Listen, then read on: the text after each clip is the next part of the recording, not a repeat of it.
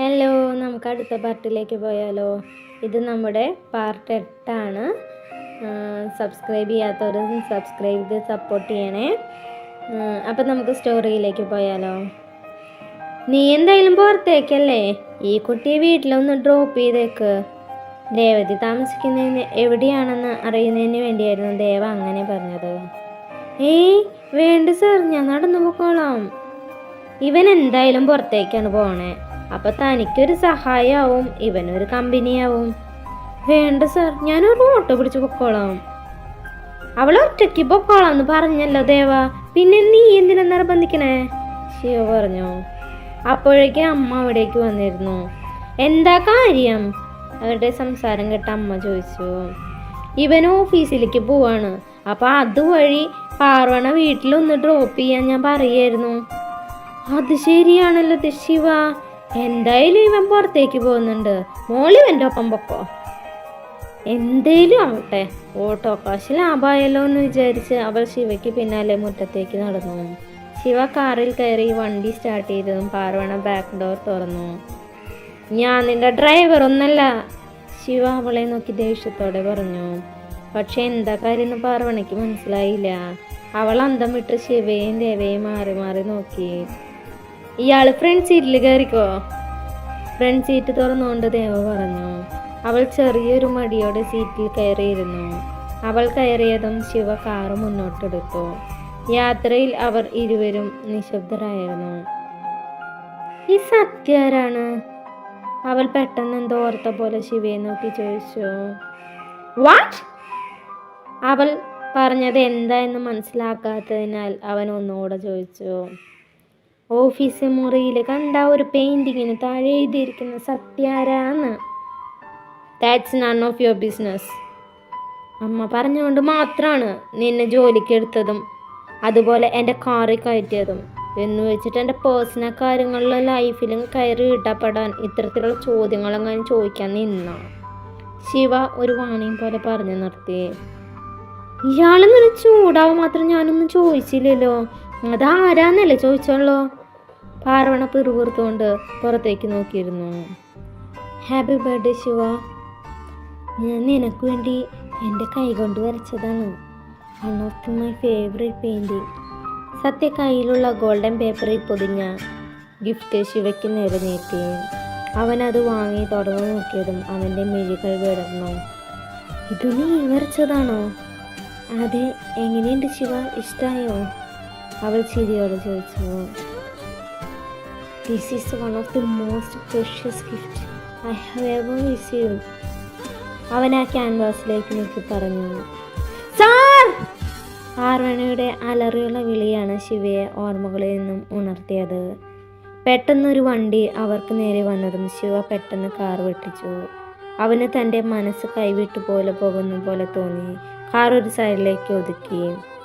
അവൻ പോക്കറ്റിലെ ടവലെടുത്ത് മുഖമെല്ലാം ഒന്ന് തുടച്ചു. ശേഷം മുഖത്തേക്ക് പാറി വീണ മുടിയിഴകൾ ഒതുക്കി വെച്ചു. പാർവണ അപ്പോഴും ഒരു ഷോക്കിൽ ഇരിക്കുകയായിരുന്നു. Are you okay sir? ശിവയുടെ മുഖഭാവം കണ്ട് പാർവണ പേടിയോടെ ചോദിച്ചു. Yeah, I am okay. അത് പറഞ്ഞ് ശിവ വീണ്ടും കാറ് മുന്നോട്ടെടുത്തു. ഈ ഡാർല എന്താ സാർ? അവൾ വീണ്ടും സംശയത്തോടെ ചോദിച്ചു. ശിവ അവളുടെ മുഖത്തേക്ക് ഒന്ന് തറപ്പിച്ച് നോക്കി. നിനക്കെന്താ ബോധല്ലേ? അത് ഇല്ലാത്ത പോലെ അഭിനയിക്കുകയാണോ? ഞാൻ കുറച്ച് മുമ്പ് പറഞ്ഞത് നിന്റെ കാര്യങ്ങളിൽ ഇടപെടാൻ വരരുതെന്ന്. ഇതെൻ്റെ ലാസ്റ്റ് വാർണിംഗ് ആണ്, മൈൻഡ് ഇറ്റ്. Sorry sir. അത് പറഞ്ഞ് മിണ്ടാതെ പുറത്തേക്ക് തന്നെ വീണ്ടും നോക്കിയിരുന്നു. ശിവ തൻ്റെ പഴയ ഓർമ്മകളിലേക്ക് പോകാതിരിക്കാൻ നന്ദി ശ്രമിച്ചിരുന്നു. സാർ, വണ്ടി നിർത്ത്!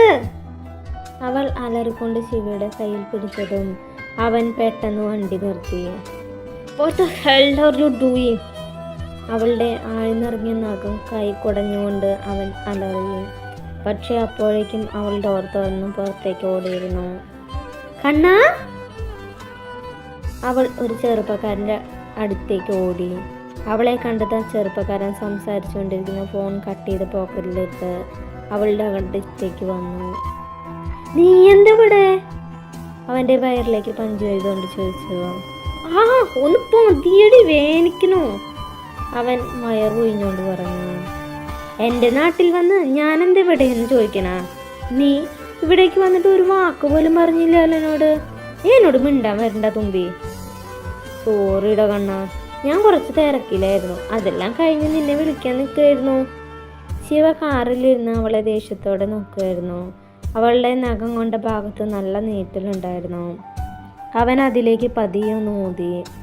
ഓരോരോ മാരണങ്ങൾ മനുഷ്യനെ ബുദ്ധിമുട്ടിക്കാൻ വന്ന് കയറിക്കോടും. അത് പറഞ്ഞ് ശിവ ദേഷ്യത്തോടെ കാറിൻ്റെ ഹോൺ തൊട്ടരെ അടിച്ചു. അപ്പോഴാണ് പാർവണിക്ക് ശിവയുടെ കാര്യം ഓർമ്മ വന്നത്.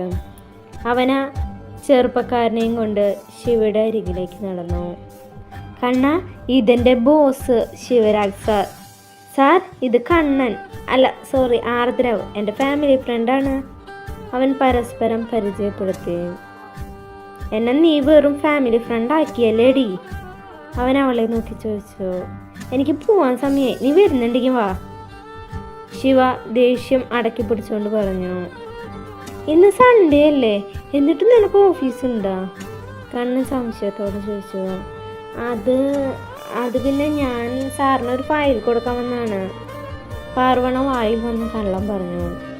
ഒരു കോഴ്സിലും ഇല്ലാതെ അവൾ പറയുന്നത് കേട്ട് ശിവ അവളെ അത്ഭുതത്തോടെ നോക്കി. എത്ര ഈസി ആയിട്ടാണ് അവൾ കള്ളം പറയണത്. പഠിച്ചെത്താൻ കള്ളി തന്നെയാണ് അവള്. പാർവണയെ പുച്ഛത്തോടെ നോക്കി ശിവ മനസ്സിൽ കരുതി. നിന്നെ വേണമെങ്കിൽ ഞാൻ വീട്ടിലാക്കി തരാം, നിന്റെ സാറിൻ്റെ ടൈം വേസ്റ്റ് ആക്കണ്ട, കണ്ണൻ അവളോടായി പറഞ്ഞു. ആണോ? എന്നാൽ സാറ് പോയിക്കോ, ഞാൻ കണ്ണൻ്റെ കൂടെ പൊക്കോളാം. അവൾ അത് പറഞ്ഞു ശിവ കാർ മുന്നോട്ടെടുത്തു. കുറച്ചു ദൂരം മുന്നോട്ട് പോയതും ശിവ മിററിലൂടെ പിന്നിലേക്ക് നോക്കിയപ്പോൾ ആ ചെറുപ്പക്കാരൻ്റെ ബൈക്കിൽ പിന്നിൽ കയറുന്ന പാർവണിയാണ് കണ്ടത്. ശിവ ഒരു പുച്ഛത്തോടെ കാർ മുന്നോട്ടെടുത്തു. ഫോണിലേക്ക് ദേവയുടെ കോൾ വന്നു. ശിവ, നീ അവിടെ എത്തിയാ? പാർവണയെ വീട്ടിൽ ഡ്രോപ്പ് ചെയ്താ? ഇല്ല, ഞാൻ ഓഫീസിലെത്തിയിട്ടില്ല. പിന്നെ അവളെ ഏതോ പയ്യൻ്റെ ബൈക്കിൽ കയറിപ്പോയി, അവൻ താല്പര്യമില്ലാത്ത രീതിയിൽ പറഞ്ഞു. അപ്പം നീ അവളുടെ വീട്ടിൽ പോയില്ലേ? ഇല്ല ദേവാ, എന്തേ?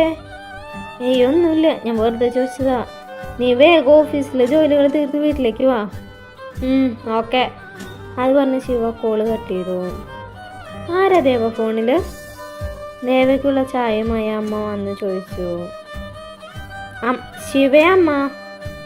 അവൻ ഓഫീസിലെത്തിയെന്ന് അറിയാൻ വേണ്ടി വിളിച്ചു നോക്കിയതാ, ദേവ പറഞ്ഞു. എന്നിട്ട് അവൻ അവിടെ എത്തിയാ? അമ്മ ചോദിച്ചു. ഇല്ല, എത്തുന്നേ ഉള്ളൂ.